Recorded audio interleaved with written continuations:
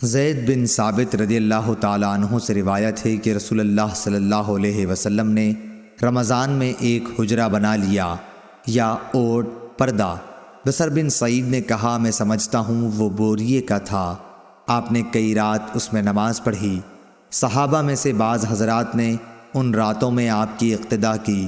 جب آپ کو اس کا علم ہوا تو آپ نے بیٹھ رہنا شروع کیا، نماز موقوف رکھی، پھر برآمد ہوئے اور فرمایا تم نے جو کیا وہ مجھ کو معلوم ہے، لیکن لوگو تم اپنے گھروں میں نماز پڑھتے رہو، کیونکہ بہتر نماز آدمی کی وہی ہے جو اس کے گھر میں ہو، مگر فرض نماز مسجد میں پڑھنا ضروری ہے۔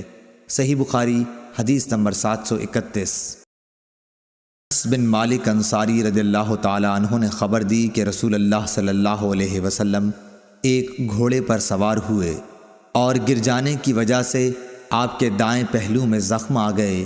حضرت انس رضی اللہ تعالی عنہ نے بتلایا کہ اس دن ہمیں آپ نے ایک نماز پڑھائی، چونکہ آپ بیٹھے ہوئے تھے اس لیے ہم نے بھی آپ کے پیچھے بیٹھ کر نماز پڑھی۔ پھر سلام کے بعد آپ نے فرمایا کہ امام اس لیے ہے کہ اس کی پیروی کی جائے، اس لیے جب وہ کھڑے ہو کر نماز پڑھے تو تم بھی کھڑے ہو کر پڑھو، اور جب وہ رکوع کرے تو تم بھی رکوع کرو، اور جب وہ سر اٹھائے تو تم بھی اٹھاؤ، اور جب وہ سجدہ کرے تو تم بھی کرو، اور جب وہ سمع اللہ لمن حمدہ کہے تو تم ربنا ولک الحمد کہو۔ صحیح بخاری حدیث نمبر 732۔ انس بن مالک رضی اللہ تعالی عنہ سے روایت ہے، انہوں نے فرمایا کہ رسول اللہ صلی اللہ علیہ وسلم گھوڑے سے گر گئے اور آپ زخمی ہو گئے، اس لیے آپ نے بیٹھ کر نماز پڑھی اور ہم نے بھی آپ کی اقتدا میں بیٹھ کر نماز پڑھی۔ پھر نماز پڑھ کر آپ نے فرمایا کہ امام اس لیے ہے کہ اس کی پیروی کی جائے، اس لیے جب وہ تکبیر کہے تو تم بھی تکبیر کہو، جب وہ رکوع کرے تو تم بھی رکوع کرو، جب وہ سر اٹھائے تو تم بھی اٹھاؤ، اور جب وہ سمع اللہ لمن حمدہ کہے تو تم ربنا ولک الحمد کہو، اور جب وہ سجدہ کرے تو تم بھی کرو۔ صحیح بخاری حدیث نمبر 733۔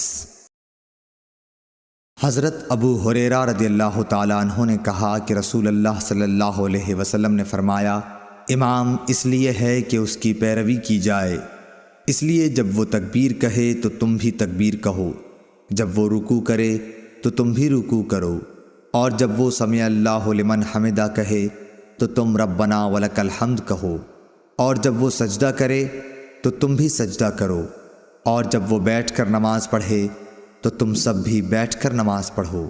صحیح بخاری حدیث نمبر 734۔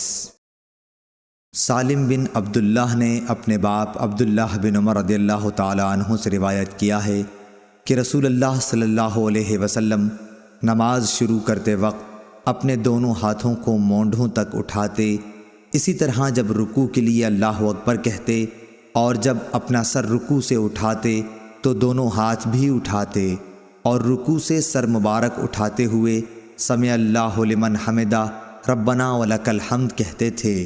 سجدے میں جاتے وقت رفع یدین نہیں کرتے تھے۔ صحیح بخاری حدیث نمبر 735۔